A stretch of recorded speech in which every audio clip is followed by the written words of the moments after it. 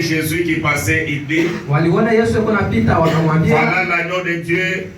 Mwana kondoo wa Mungu. On peut sauter pour prendre 40. André, frère de Simon Pierre. André ndugu yake Simon Petro. J'ai dit c'est Jean chapitre 1er. Nasema Maintenant nous sommes au verset 40. André, frère de Simon Pierre, André ndugu yake Simon était l'un des deux qui avait entendu les paroles de Jean et qui avait suivi Jésus. Alikuwa mmoja wa mabawili balisikia misemo ya Yohana na walifuata Yesu. C'est lui qui rencontra premier son frère Simon. Alikuwa wa kwanza kupatana ndugu yake Simon. Et lui dit, akamwambia, nous avons trouvé le Messie. Tunapata Masia. Ce qui signifie Christ. Yenye nafasiria Kristo. Nous avions trouvé le Messie. Tunapata Masia. Ce qui signifie Christ. Yenye kufasiria Kristo. Prenons Jean chapitre 4. Tuchukua Yohana sura 4. Nous allons prendre le verset 23. Mais l'heure vient, et il est déjà venu, où les vrais adorateurs adoreront le Père en esprit et en vérité. Car ce sont là les adorateurs que le Père demande. Dieu est esprit. Il faut que ceux qui l'adorent en esprit et en vérité. La femme lui dit, je sais que le Messie doit venir. Celui qu'on appelle Christ. Quand il sera venu, il nous annoncera toutes ces choses. Jésus lui dit, je le suis moi qui te parle. Vous pouvez vous asseoir pendant que nous prenons Luc 17. Luc chapitre 17. Nous allons prendre le verset 24. Car comme l'éclair resplendit et brille d'une extrémité du ciel à l'autre, ainsi sera le Fils de l'homme en ce jour. Et j'aimerais que vous puissiez savoir que quand on parle de Fils de l'homme, c'est un prophète.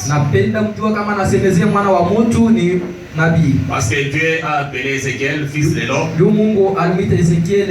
Et Jésus, dans la fonction qu'il était venu jouer comme étant un prophète, il s'appelait, que dites-vous de moi, le Fils de l'homme. Mais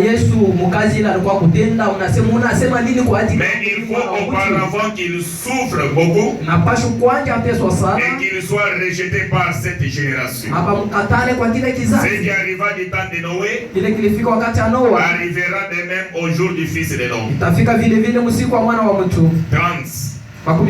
Il en sera de même le jour où le Fils de l'homme paraîtra. Apocalypse 10. Verset 7.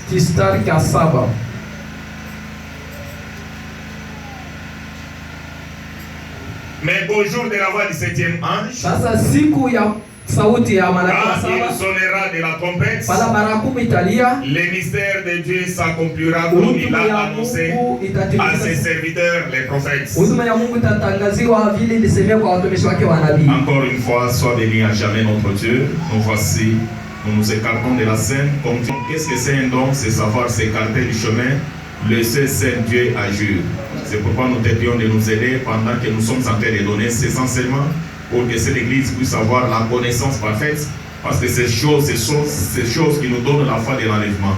Soutiens chacun de nous, prie de nous bénir en toutes choses, du début jusqu'à la fin, au nom du Seigneur et Sauveur Jésus-Christ, nous prions ainsi avec foi. Amen. Amen. Que Dieu vous bénisse encore une fois. Nous traitons un sujet que nous avions. Branham étudie le Messie. Comme je l'avais dit, c'est une question. Et Branham dit, quand une question est posée, il doit y avoir toujours la réponse dans la parole de Dieu. Quelqu'un peut dire oui, quelqu'un peut dire non, ou quelqu'un peut rester neutre. Mais c'est que la parole de Dieu dit, c'est ce qui retranche les cas. Nous avions comparé la fois passée Jean-Baptiste qui était élu pour son temps avec Frère Branham, il est aussi élu pour ce temps ici. Parce que le temps de Jean-Baptiste était déjà passé. Mais nous ne vivons plus encore dans le temps de Jean-Baptiste. Nous vivons dans la promesse de Malachie 4. Voici, je vous enverrai Élie le prophète avant que le jour de l'Éternel arrive. Ce jour grand et redoutable, il aura un grand travail qu'il va faire. Il y a d'abord la première partie, comme on avait lu le prophète. Il ramènera des cœurs de père à la foi originelle.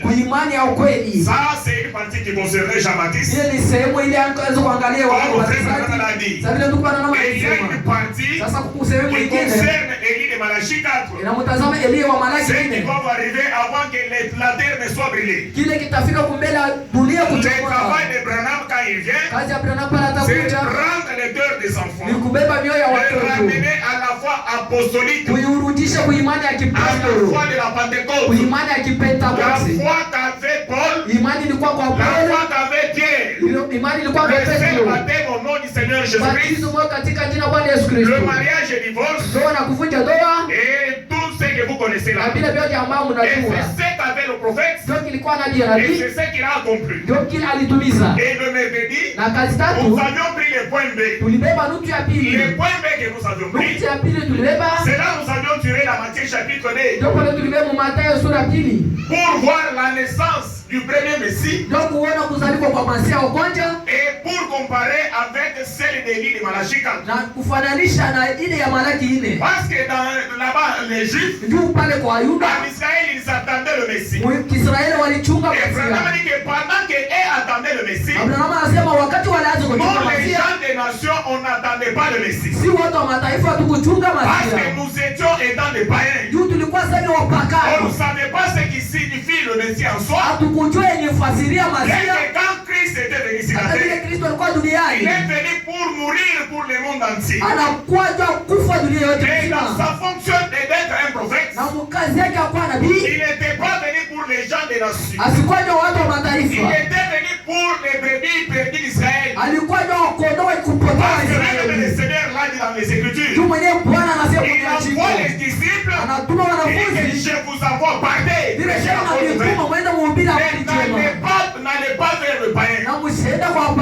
Allez vers le brebis perdu d'Israël. Donc le ministère qu'avait le Seigneur Jésus, étant dans sa chair, était approprié pour les deux nations. Parce que frère Branham dit qu'il y a trois nations sur la terre. Et les trois nations-là, ils sont sortis, on peut dire les trois tribus, ils sont sortis des trois fils de Noé. Ils sont sortis de Cham, ils sont sortis de Sem et de Japheth. Ce sont les Juifs, les Samaritains et nous les gens des nations. Et pendant que Jésus-Christ il était sur la terre, étant dans son propre corps, étant dans son corps physique, il était un prophète. Et il avait un message approprié qui sera pour les Juifs qui étaient là, pour les Samaritains qui étaient là. C'est pourquoi il dit, je suis venu faire les brebis perdus d'Israël. Mais concernant pour les salis, c'était un salut universel. C'était un salut pour le monde entier. Il fallait que l'agneau qui a été immolé dans la parcelle de Dieu avant la fondation du monde. Et cet agneau-là, il pouvait dire un corps de chair et venir avec un corps semblable comme le corps du péché, mourir comme un péché, parce qu'il s'est fait pécher, il n'était pas un péché, et il s'est fait pécher, il s'est fait semblable aux hommes, parce qu'il n'était pas comme un homme, il était le Dieu esprit, et cet esprit-là qui ne pouvait pas mourir, et étant dans ce corps-ci, il avait un grand travail qu'il allait faire. C'était pas seulement de prêcher aux Samaritains, c'était pas seulement de prêcher aux Juifs, parce qu'ils s'attendaient le Messie. Et comme Dieu avait promis, il enverra le Seigneur que vous attendez. Quand est-ce que cela va arriver? Pendant que Jean-Baptiste va lui préparer, il doit être comme précurseur de la première venue. Et Jean a terminé son travail, et le Seigneur est entré. Le Messie qu'on entendait, parce que le mot Messie kumfadhilia Kristo. Yesu mwenye kupakwa une onction de la plénitude. kazi kautele. Même les corps Hata mwili étaient les corps, les temples de Dieu. ilikuwa mwili wa Les ikao corps, ya c'est Mungu. le prophète de Malachie Na quand il kufuatana na nabii wa est Malaki wa ina il avait aussi la plénitude de la divinité. alikuwa na utele wa Mais Mungu. cette plénitude de divinité Na ile utele wa n'était Mungu pas corporelle. alikuwa ya C'est pour vous kimwili. dire, Ndio kusema le corps qu'avait le prophète William mwili Branham, alikuwa ndugu Branham. c'est un corps qui était né dans le péché. Ilikuwa mwili Mais lizaliwa ce corps mzuri nettoyé par la grâce de na Dieu. iliwashiwa kupitia Dans neno les la sangs Mungu. précieux de Jésus-Christ. Damu ya Bwana Et Yesu. ce corps, Na hii il mwili est devenu le temple, ilikuwa hekalo. l'habitation du Dieu Tout-Puissant, Makao ya Mungu pour mkuu wote. accomplir ce qu'il avait promis. Ndio kutimiza kila Qu'est-ce qu'il neno. avait promis? Alilaka Il dit nini? qu'avant la fin du monde, Asema kumela mwisho wa le dunia. Fils de l'homme, Mwana wa mtu. qui est le Seigneur Jésus, Yule mwenyewe Bwana il Yesu. revient comme étant un prophète. Atarudi sasa vile Parce nabii. que William Branham dit, Juu William Branham il y a anasema trois dispensations. huku kugawanya Il y a la tatu. paternité, Huku mubaba c'est que Dieu était, il était la colonne de ile Dieu, Mungu alikuwa l'esprit, alikuwa mkuza qui wote. conduisait les enfants Ili aweze d'Israël. ili kuongoza watoto wa Et il y Israeli. a aussi la filiation. Sasa huku Qu'est-ce que ufiliation. Dieu? Ni nini? Le Fils de Dieu. Mwana wa Et Mungu. aujourd'hui, Na leo nous sommes dans la troisième dispensation. huku mkugawanya kwa Et tatu. Branham dit la troisième Anasema dispensation, kugawanya kwa tatu. c'est la dispensation du Saint-Esprit. Kugawanya kwa Roho Mtakatifu. Aujourd'hui, il ne s'agit pas encore de ce corps-là, Abifuya tena ile mais nini? il s'agit de cet esprit-là qui était dans les corps. Inapaswa Roho Mtakatifu ni L'esprit mwili. de Dieu. Roho wa Mungu. Parce que Dieu est esprit, Huyu Mungu ni roho. et ceux qui l'adorent, Na wale doivent wanaomwabudu. l'adorer en esprit et en vérité. Anapaswa kumwabudu muroho na C'est cet ukweli. esprit-là qui est Ndio retourné. ile roho Et ilirudia. quand cet esprit était retourné, Pale roho on ilirudia voit avec une œuvre précise. na kazi ya kuhakikisha. De faire quoi? Anapenda nini? Parce que nous avions vu avec le prophète, Juu tulisoma na nabii. Jésus-Christ est le même hier, aujourd'hui et pour toujours. Yesu Kristo ni mwema jana na Branham milele. dit ceci, Branham anasema hivi. que la différence Anasema qui tofauti était entre ces corps-là ilikuwa katika ile et les mwili corps que vous voyez, na mwili ambao mko c'est que dans naona. cette dispensation, Sio mwili il était kukawanya.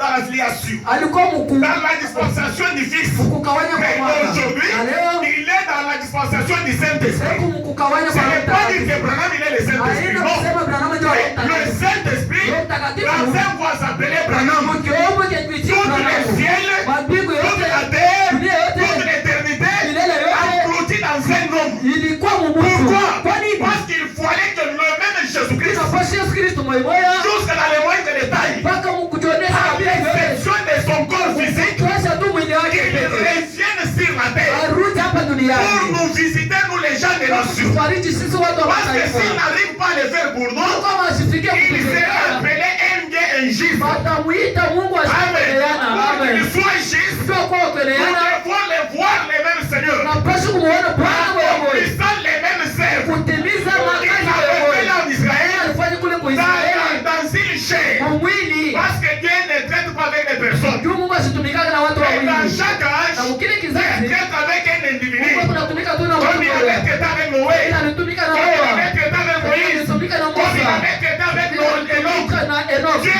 aujourd'hui Mungu leo traite aussi avec William Branham. anatumika pia na William Et ne Branham. pas écouter ces prophètes, Usiusikie ule c'est la mort. ni lufu. L'écouter, c'est avoir la vie Ni sauve. kupata maisha kuokolewa. Mon frère, ma soeur. Ndugu dada, Revenons d'abord sur cela. turudie mbele kwa ile. Prenons dans Jésus-Christ, c'est le même hier, aujourd'hui, pour Tuko toujours. katika Yesu Kristo ni mwema jana leo na milele. Comme on l'avait lu là. Sasa vile tulisoma pale 18 janvier 1961. 18 mwezi wa kwanza. La même chose qu'on avait lu là. On revient sur ça avant de passer. Tunarudia C'est pale. paragraphe 26, Siku 26. partie C. Sehemu ya Branham dit tatu. ceci. Na anasema Oh, si Jésus-Christ, trois points, kama Yesu Kristo ndugu que Dieu tatu. me pardonne de dire si. Mungu anisamehe kwa Je ajili ya n'ai pas msamaha. l'intention d'être sacrilège. Sina na akili ya kwa hii Hein, ça, il y ya a kunifundisha. Oui, c'est ça. Oui. Mais de me faire comprendre. Sasa namna ya Si kujielewesha Jésus-Christ kama Yesu est Kristo le même hier, aujourd'hui, éternellement, Mungu mwema jana leo na et que milele. nous y prouvions ces mêmes désirs, Na tunahakikisha ile maneno alors moya sasa. pourquoi ne pouvons-nous pas les voir? Kwa nini hatuwezi kumuona tena? S'il est toujours le même, Kama ya kupaka moyo eh moyo. bien, Ndi il mzuri. doit être le même. Anapaswa kuwa Si moyo la moyo. Bible dit qu'il est le même, Sababu ya kusibilia na sababu ya moyo moyo. il continue. Anaendelea. Il est le même sauveur, Hebu moyo kwa moyo le moyo. même guérisseur, Moyo mtu ndani. exactement le même Mpaka vile moyo qu'il moyo. était autrefois. Kila alikuwa mara zingine. Amen. Amen. Comme il était en Israël, en Galilée, là-bas, là-bas. Exactement le même encore aujourd'hui. Maintenant, on continue pour lui. La seule différence, en ce qui les concerne, c'est que présentement, il est dans un corps invisible. Dieu esprit, on ne peut pas voir avec les cinq sens. Comme il est invisible. Maintenant, on continue. Alors que là, en Israël là-bas, il était dans un corps visible. On le voyait dans un corps visible. Il pouvait prêcher, il pouvait faire ceci. Mais il a dit, il est avantagé que je m'en aille. Parce que si je ne pars pas, le Saint-Esprit ne reviendra pas. Il faut que je parte. Parce que le Saint-Esprit, c'est pas le même Seigneur Jésus. Il faut qu'il puisse aller changer les masses pour revenir sur la terre. Et quand il va revenir, le Fils de l'homme, à son retour, il la voix sur la terre. Quand il est retourné sur la terre, il a trouvé que l'Antéchrist, il avait arrangé toute la parole de Dieu. Qu'est-ce que c'est? C'est qu'avait laissé les Kazam. Les sauterelles en a pris. C'est qu'avait laissé les sauterelles. Les Kazam et sur les suites. Est-ce que ces animaux-là, quels sont les sauterelles là? C'est l'église romaine, l'église catholique, qui a pris la parole de Dieu et qui a foulé ça au pied. En mettant à mort tous les disciples de Jésus-Christ pour introduire les catholiques, donc l'air comme l'air credo là-bas. Pour mettre à la place de Jésus-Christ, au lieu d'adorer le Seigneur, ils adorent Marie. Au lieu de baptiser au nom du Seigneur Jésus-Christ pour le pardon de leurs péchés, et ils baptisent au nom du Père, du Fils et du Saint-Esprit. Or, le Père n'est pas un homme, le Fils n'est pas un homme, le Saint-Esprit n'est pas un homme. Mais qu'est-ce que c'est? Trouverai-je la foi sur la terre? C'est pourquoi quand Élie de Malachi 4 est arrivé, il y a le prophète William Branham. Il a commencé par ranger l'autel. Et l'autel qu'il a rangé, c'est comme Élie de Tishbitz. Dans son temps, il avait rangé l'autel. Et dans cette année d'histoire, l'autel a été rangé par Élie le prophète. Et qu'est-ce que c'est? C'est le retour au mariage qui est vraiment donc favorable pour les chrétiens. La foi parfaite, c'est la foi de l'enlèvement. Le signe et les prodiges, le retour à l'église. Amen. C'est comme je lisais sur la nourriture spirituelle au temps. La parole de Dieu est aujourd'hui dans l'église. Et elle est dans une personne. Amen.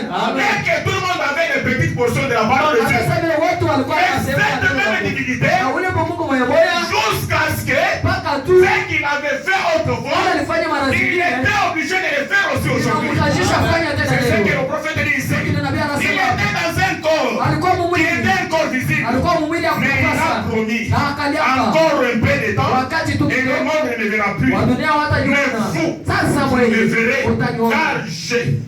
Branham dit, et j'ai est un pronom personnel. Je serai avec vous, même en vous, jusqu'à la consommation. Ou plutôt, c'est vrai Branham qui dit, ou plutôt de l'âge.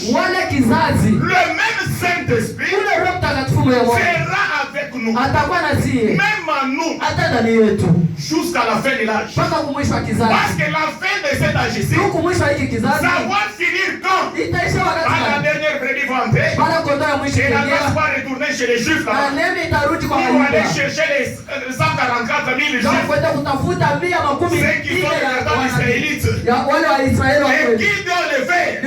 C'est Moïse et Élie, selon Apocalypse 11, qui vont aller à Israël pour aller évangéliser là-bas. Dans ces temps-là, la grâce a déjà quitté les gens des nations. Amen. Elle est déjà retournée et l'épouse est déjà enlevée. Parce que c'est la pleine fin avec l'enlèvement.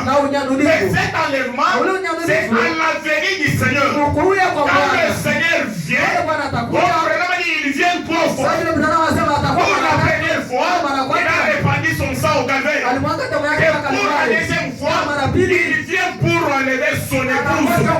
Et pour la troisième fois, il vient avec nous qui sommes vraiment son épouse pour régner avec lui sur les trônes de David.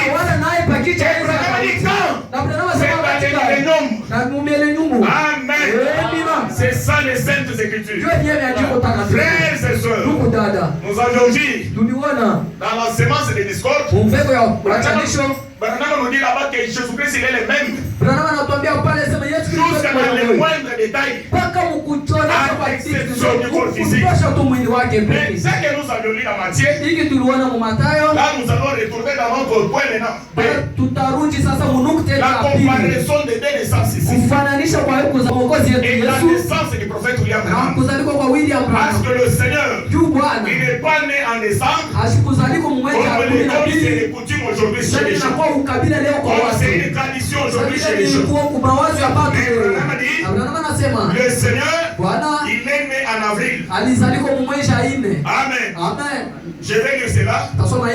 Nous avions vu son étoile et nous sommes venus pour l'adorer. Nous avions vu son étoile et nous sommes venus pour l'adorer. C'est un message prêché lundi 16 décembre 1963. Écoutez ce que le prophète nous dit. Il nous montre comment le Seigneur est né. Parce que comme Matthieu chapitre 2 nous dit aussi là-bas, de même aussi, les saintes écritures confirment cela. Amen. Je suis au paragraphe 29. Paragraphe 29 là-bas. Nous avons vu son étoile et nous sommes venus pour l'adorer. Tradition Shekinah. Bon, il se peut cependant qu'il soit né en avril ou en mai. C'est l'un ou l'autre. Lorsqu'il était un agneau, et tous les restes a prouvé qu'il était un agneau. C'est la raison pour laquelle il est né dans une crèche, dans une étable, et non dans une maison. En effet, les agneaux naissent à l'extérieur, dans les étables sur la paille et tout, et non dans la maison. On l'a conduit quand on l'a mené à la crucifixion. Souvenez-vous, les brebis sont conduites. Si on se rend à un abattoir, il y a une chef ou quelque chose comme cela qui conduit les brebis. La brebis n'ira pas d'elle-même. Elle doit être conduite. Il était un agneau à tout point de vie. Est-ce que vous pouvez dire amen? Oui, parce que Jésus-Christ il est l'agneau de Dieu qui ôte le péché du monde. Ainsi donc, selon la nature, il devait naître au moment où les agneaux naissent. Et c'est en avril. Vous voyez, c'est à peu près à ce moment-là qu'il est né. Amen. Ça, c'est une écriture. Et c'est la vérité. Il est né en avril parce qu'il est un agneau. Et les agneaux en orient là-bas. Il n'est pas en avril. Il n'est même pas en avril. Amen. Et en dehors, parce que Dieu, comme il vient avec la nature, c'est de la même manière qu'il vient aussi avec les spirituels. Mais là, il y avait quelque chose de spécial. On peut revenir sur Matthieu chapitre 2 là-bas. Pour lire un peu quelque chose. On avait vu ceci. Écoute, Jésus est allé à Bethléem en Judée au temps du roi Hérode. Voici les mages d'Orient arrivèrent à Jérusalem. Il dit, où est le roi des Juifs qui vient de naître? Car nous avions vu son étoile en Orient et nous sommes venus pour l'adorer. Et frère Branham nous dit, Jésus-Christ, il est l'étoile brillante du matin. Ça c'est une écriture. Et c'est la vérité. On a vu son étoile en Orient. On n'a pas vu l'étoile de Jésus-Christ à l'Occident. Non. L'étoile, c'est le type de messagerie. Et une vraie étoile conduit les pères mataifa jusqu'à là où il y a Christ. mpaka pale pa Kristo. Amen. Amen. C'est ça l'utilité de l'étoile. Ndiyo maana ya nyota Un messager, na mjumbe, un prophète dans un âge, nabii il mkizazi, y a une étoile. huku nyota Et cette étoile, ile nyota elle nous conduit. hebu Comme natongoza on a reçu une étoile Branham là-bas, il nous a conduit jusqu'à Christ. ilitongoza mpaka kwa Et Kristo. Christ qui est la parole. Kristo mwenyewe neno, Nous sommes venus tukakuja pour l'adorer. kwa mwabudu. Il continue. Akaendelea. Le roi Hérode, ayant pris cela fit couplet, Akapata ile et tout akapata Jérusalem kufuruko. avec lui. Na Israeli Il assembla tous les principaux sacrificateurs, akawaunganisha wakomani wote, les escribes du peuple, waskribu wa taifa, et ils s'informèrent auprès d'eux wakakuwa kando où yake. devait naître le Christ. Kristo alifaa kuzaliwa wapi? Et souvenez-vous, Kumbukeni. et la femme samaritaine dit, Mungu akisamarita nous akasema, savions quand le Messie viendra. najua pale Mesia Ce qui atakuja. signifie Christ. Ndio kufasiria Kristo. Parce que c'est ce que le prophète avait déjà prédit. Kenyewe wanabii Que walitangaza. le Messie que vous attendez, Sema zio le unamchagua. Seigneur que vous Wewe attendez, mnachunga. il viendra. Et Atakuja. quand il viendra, Wakati atakuja, celui qui écoutera, kula il atamsikia. aura la vie sauve. Atakuwa na maisha ya Et kuokolewa. celui-là qui n'écoutera pas sera puni de mort. Atahukumu kwa harufu.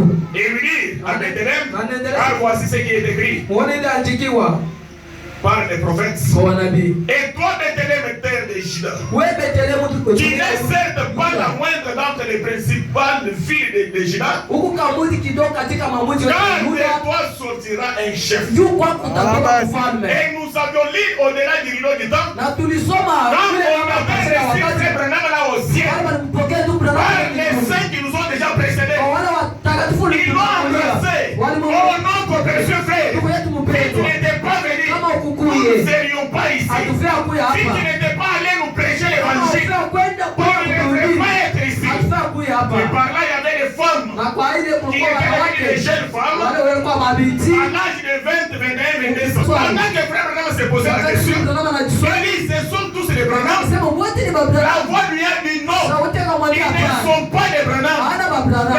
ce sont des convertis. Ni maana C'est ulibadilisha. par là où nous avions parlé Kwa ile que tulisemezea, nous ne sommes pas des Branhamistes. si hatuna wa Nous, Branham, nous sommes des chrétiens. sisi tu wa Kristo. Parce que nous devons nous identifier à Christ. Sisi tunapaswa kujionyesha kwa Kristo. Amen. Amina. Branham est venu avec son message. Branham anakuwa na ujumbe Et le wake. message de frère Na Branham, ujumbe wa tu Branham c'était Christ. ilikuwa Et Kristo. c'est Christ que nous avons reçu. Kristo ambaye Nous tunapokea, avons reçu un prophète tunapokea nabii en qualité d'un prophète. mu hali ya Et kinabii. ce que nous avions Na reçu, kile c'est tunapokea la parole que nous ni avions reçue. neno ambayo Et tunapokea. cette parole, Na ile neno c'est ce qui nous conduit aujourd'hui. ndio natongoza Et leo. nous elle est en train de nous préparer Kuna neno la kututengeneza. parce que bientôt la seconde venue aura lieu. Juu hapa sasa kufika kwa Pour les Kristo protos tatenda. indicateurs, Kwa mahubiri wote, le signe du temps de la fin, kwa alama yote ya sont en mwisho, train de clignoter ni kunaenda na pour kupika. prouver que bientôt, Nako kisha sema ce n'est sasa pas. ni kwenda. Et on ne peut pas aller au ciel Hatuwezi kwenda s'il mbinguni ne revient pas. kama Parce yashurudi. que les saintes écritures nous disent, Mungu mtakatifu nous allons les anatuambia rencontrer dans les airs. tutampata naye mwewe. Amen. Amen. C'est pourquoi aussi vous entendez les bruits de guerre, Kwa maana mnasikia makelele ya vita, vous entendez des tremblements de terre par-ci na par-là, kutetemeka kwa udongo pale na la hapa, politique sans position, na vous makisiasa bila entendez la hali, tuerie, ceci ou cela, uwaji fashe yoyote, les soulèvements des tribus, ainsi de suite. kunyanyuliwa kwa ukabila na vitu Ce sont des vingine, signes du temps de la fin. alama ya wakati wa Des mwisho. femmes mal habillées, Wanawake na des wale chevaliers wafanye du haut de la chaîne. Waisabele Ce kumimbaji sont des signes ni qui maalama. prouvent que nous sommes au temps de la Na kikicho sema fin. Et tulisa là, on a dit après Branham, kama wale muswali quand on a élevé, wakati on a dit walipandisha que sur la terre, Wambia pale il duniani était un chef. ulikuwa mfalme. Comme là-bas de Na Bethléem, vile kule un kubetemu chef était né. mfalme ni Qui était le Christ, la alikuwa parole. Kristo mwenye neno. Amen. Amen. Parce que Jésus-Christ, Yesu Kristo il avait aussi son temps. alikuwa na wakati Il a yake, commencé son ministère akaanza huduma à yake l'âge de 30 ans. mu kipimo Et cha il a miaka terminé son 3 ministère na alimaliza à na l'âge huduma de 33 mu ans. kipimo cha Donc il a miaka exercé son 3 ministère alitimiza huduma 3 yake ans et demi. miaka 3 na Comme sehemu. Daniel avait déjà prédit cela. Danieli alilaka ile. Pourquoi cela? Kwa nini ile? Parce que dans la vision Juu muonyo de Gabriel à Daniel, mu Gabriel kwa Danieli, donc Christ Kristo devrait exercer son ministère. alifaa kutumika huduma Et yake, cela c'était prévu pour 7 ans. na hili lilakiwa kwa Et miaka dans la 7. moitié de ces 7 Sasa ans-là, mkugawanya il ile miaka devrait d'abord 7, accomplir dans son corps propre et anapaswa dans sur la kutumika terre. mwili yake peke Et zake hapa les 3 duniani. ans et demi qui Na restent, miaka 3 na kipande c'est na ce baki qu'il va accomplir ndio atatimiza avec les saints, na comme watakatifu étant son épouse, kama vile bibi harusi là au ciel. pale mbinguni. On noce là-bas pour 3 ans et demi. Amen. Dans les 3 ans et demi, c'est ce que nous allons faire là au ciel. Nous allons aller fêter là 3 ans et demi. On ne nous a pas créé pour rester très longtemps là au ciel. Mais on nous a créé pour que nous puissions demeurer sur la terre. Pas dans cette terre du péché. Nous sommes venus pour adorer le Christ. Et verset 11 là-bas. Toujours Matthieu chapitre 2 là-bas. Ils entrèrent dans la maison. Virent les petits enfants avec Marie sa mère. Se prosternèrent et l'adorèrent. Amen. Et par là d'abord j'aimerais faire une pause. Parce que nous avions vu qu'à la naissance de notre Seigneur Jésus-Christ, il y avait des mages qui étaient partis là-bas. Comme la Bible le dit ici, ils ouvrirent ensuite leur trésor et lui offrirent en présence de l'or, ce qui signifie la divinité, l'encens, donc qui est en service de la mire, ce qui est la divinité au service des morts. C'est ça les grands travaux qu'avait le Seigneur Jésus-Christ. Et les mages, ils étaient bien inspirés d'amener leur trésor qui avait des significations dans la parole de Dieu. Amen. La divinité en service des morts. L'encens, c'est qui signifie en service. C'est pourquoi vous voyez surtout les catholiques ou les soi-disant les églises ici de Tchibanchani là-bas, ils ont de l'encens là-bas. Ils ont de l'encens pour dire que ça, nous sommes en train de chasser les démons. Comme il y a la fumée là-bas, donc les démons vont fuir. Peut-être que quelqu'un va mourir. Vous voyez quelqu'un, un prêtre là-bas, un archevêque là-bas. Peut-être je ne sais pas qui. Il vient là avec l'encens là-bas dans une lampe, en train de faire là-bas. Il dit que quand je fais ça, je suis en train de faire la purgatoire. La purgatoire, c'est d'enlever cette âme de l'enfer et l'amener là au ciel. Et c'est une façon de chasser les démons. Or, tout ce que ce prêtre est en train de faire, c'est un mensonge. Il est en train de mentir parce que ce n'est pas la vérité. On ne chasse pas les démons avec une fumée de l'encens. Jamais. Quand les mages avaient pris ça, ils savaient pourquoi ils avaient pris ça. Amen. C'est pourquoi je vais lire très longtemps ici dans l'histoire de ma vie. Comme nous l'avions lu et on n'avait pas terminé. C'est une prédication prêchée à cette date, le 9 avril 1959. L'histoire de ma vie. C'est la prédication de Frère Branham. Nous avions compris que Christ, étant Jésus-Christ, il était né en avril. Parce que Frère Branham a dit que les grands hommes, les grands héros, ils naissent en avril. Amen. Ça c'est une écriture. Et je suis aussi fier parce que je suis né aussi en avril. Comme je suis aussi né le 28 avril, je suis aussi parmi les grands hommes. Parce que ce n'est pas moi qui avais dit ça. C'est le prophète qui a dit, les grands hommes, les grands héros, ils naissent en avril. Si vous voyez les prédicateurs qui sont dits avec la parole de Dieu, suivez leur date de naissance là-bas. Peut-être qu'ils sont nés en avril, les mois de mai ou les mois de juin. Ce sont des prédicateurs qui sont dits avec la parole de Dieu. Ils redressent l'église comme il faut. Mais vous trouvez les autres qui sont nés en décembre, qui sont nés les 10 là-bas, il y a n'importe quoi qui se passe dans leurs églises. Écoutez ce que Frère Branham dit. L'histoire de ma vie. Page 9 là-bas. Il dit ceci.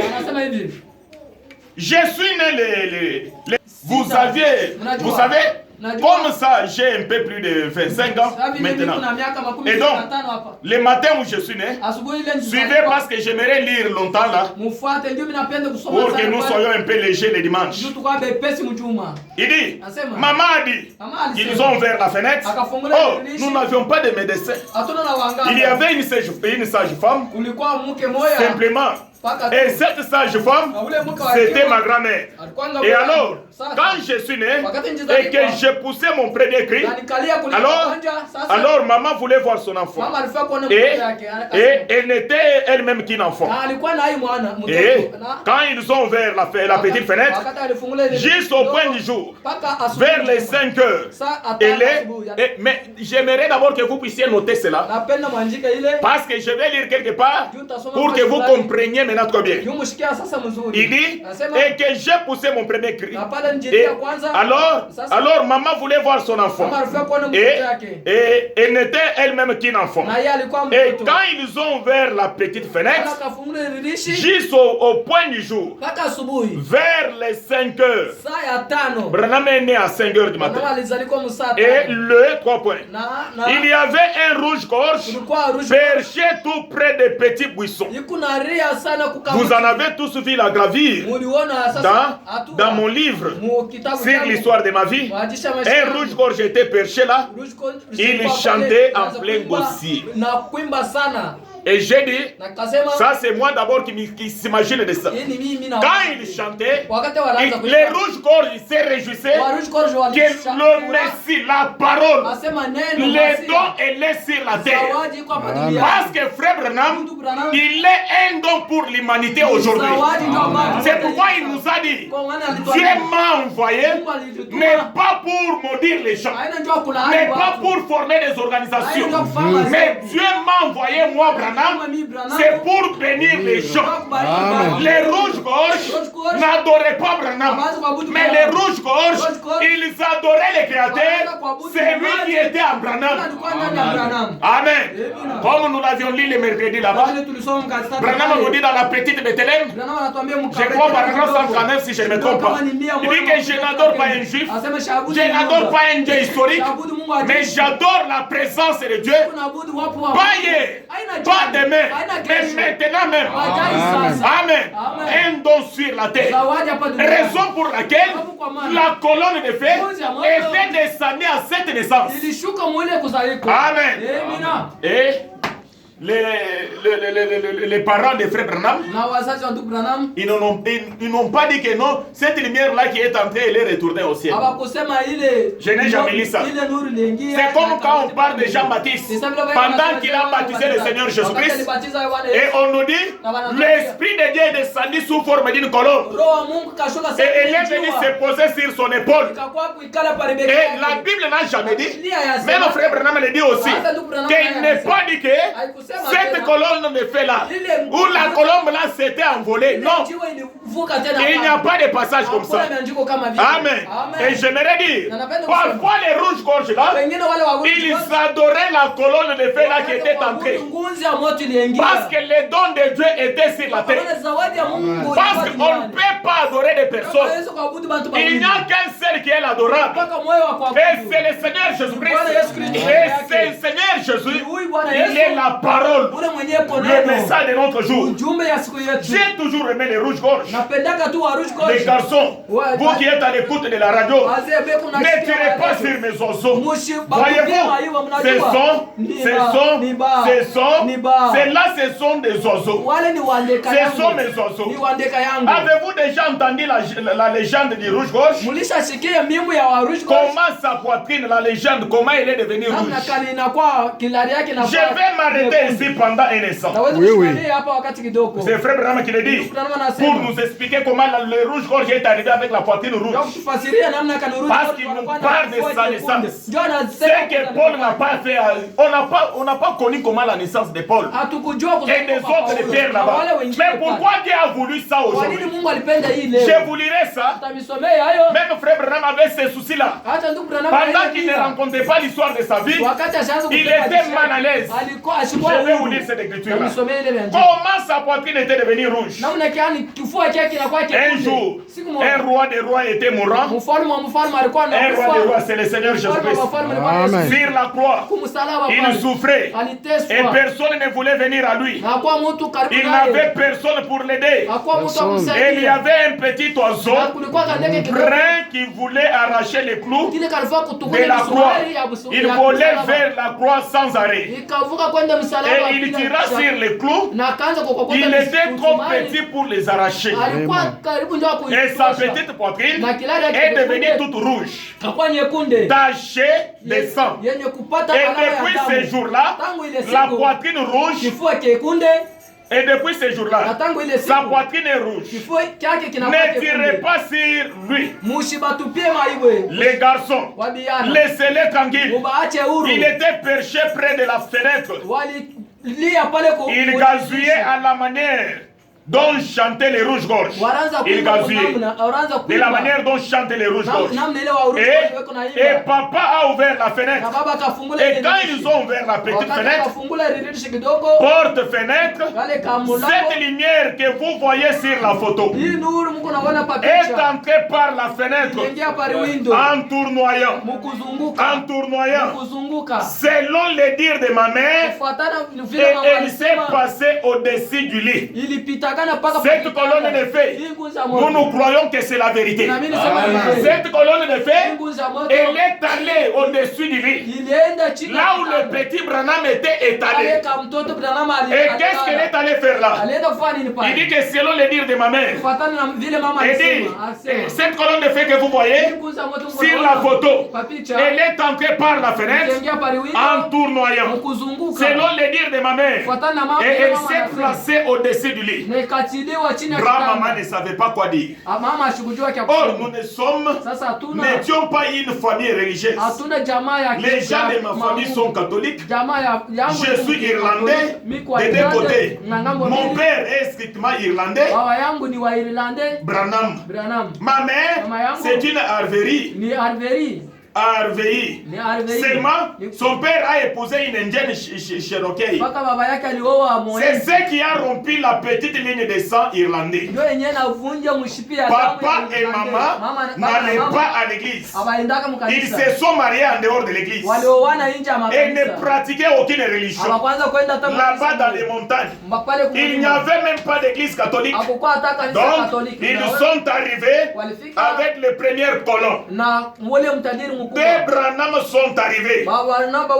Et c'est de là qu'est descendue la génération entière de Branham. Voilà la généalogie de la famille. Ce n'est pas comme nous avions entendu un prédicateur. Il était monté sur le plateau pour dire que non, Branham, il n'a jamais monté la femme sur la poitrine. Branham, sa femme n'a jamais allé à la maternité pour aller donner naissance. Frère Branham, il parlait seulement qu'on soit directement. Il parlait seulement comme ça, mais de concevoir directement. Et quand elle était déjà la grosse, donc Branham, il prenait la main, il mettait sur mes dents là-bas, et l'enfant sortait. Il parlait et on peut donner naissance. Ça, c'est une... qu'est-ce qu'on peut appeler? Donc ça c'est plus bas qu'un animal. Une conception animale. Et qu'est-ce qu'il dit ça? Parce que l'homme sans l'esprit de Dieu, comme la Bible le dit si je ne me trompe pas, dans 2 Corinthiens chapitre 2, il dit que l'homme sans l'esprit de Dieu, c'est un homme animal. Il ne peut jamais comprendre les choses de Dieu. Il dit que la généalogie de Frère Branham, c'est Frère Branham qui était le premier chez eux. Après, il y avait son père Jacques. Après, il y avait sa mère. Après, il y avait Hope, sa femme. Tout ça. Pour dire que non, les 10 enfants de Branham et sa mère et ses enfants. Non, l'homme charnel ne peut jamais saisir la véritable révélation de l'Esprit de Dieu. C'est pourquoi ils s'embrient. Ils doivent s'agenouiller. Tout cela pourquoi? Pour défendre une doctrine. Pour dire que non, frère Branham est Dieu adorable. Donc, Branham, on n'avait pas mis au monde. Branham n'a jamais connu une femme. Branham, sa femme donnait naissance sans ceci ou cela. Ça, c'est une conception charnelle et c'est une conception animale. Tout ce que le prophète n'a pas dit, si cela vient d'un cardinal, si cela vient d'un prêtre, un ancien pasteur dans ce message, nous devons prendre cela et le jeter dehors. Parce que nous prenons ce que la Bible dit et ce que le message dit. Et c'est ce qui est très important. non pas quelqu'un qui vient là avec sa conception charnelle pour nous amener à adorer Frère Branham. Branham reste toujours un prophète. Papa s'était acheté, il ouvre la parenthèse, Madi Maman, il s'arrête, pour donner un propos cet élément, et ainsi de suite. Il est en train de nous parler. Nous allons prendre là-bas, page 11 là-bas, l'histoire dans ma vie. À l'âge d'environ d'un peu plus de 2 ans, la première vision a eu lieu. Branham nous parle d'une vision quand il avait 2 ans. Il nous parle d'une vision. Un enfant de 2 ans peut se souvenir quand il est déjà là de 25 ans. Se souvenir de ce qu'il avait dit quand il avait 2 ans. Non, c'est pour vous dire, Frère Branham, c'est un paradoxe. Un prophète se constitue d'une manière spéciale. Un prophète dans sa qualité de prophète. Parce qu'un prophète, comme je l'avais dit, c'est un aigle. Et cet aigle, il vole plus haut. Et Branham dit que plus haut il vole, et il vole encore.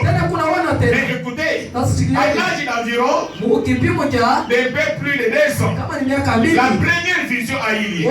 Eh bien, ça s'était rencontré aux alentours, dans les montagnes là-bas. Et laissez la distraction là-bas.